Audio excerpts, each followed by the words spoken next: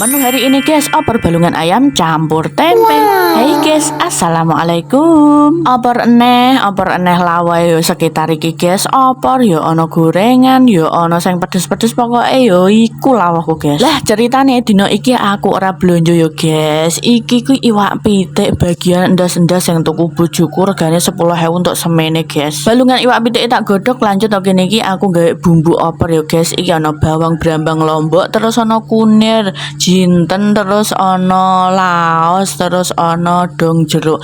Mek wis lembut langsung dikei miri ben bumbune luwih ngeleket ya guys. Lah wajane wis ngedengreng, nah iki wis tak oseng-oseng, bawang brambange tak iris-iris, terus iki bumbune tak lebokno, tak oseng-oseng ngasih bumbune iku tuanek ya guys. Lah nek wis tanek lanjut nok kene iki aku biasanya aku tak kei banyu sik, tapi nok kene iki tak osreng-osreng sik iki tempene, terus bariku iki balungan iwak pitike tak jegurno nisan ya guys. Lah nok kene diosreng-osreng ngasih bumbune ku teresep, bariku terus dicori banyu, terus dikai masako, terus lada bubuk, terus apa santen bubuk ya guys. Wes nganggo santen bubuk ya ora apa-apa, sing penting iki rasane endul ya guys. Lanjut nok kene iki tak kei apa jenenge guys iki lombok utuhan ben mek mangan iku ceplas-ceplus guys. Lah deloken guys iki ambune wis tekan guonem apa durung guys. Tapi nok kene iki iwake ku rodok bosok guys, gregeten aku.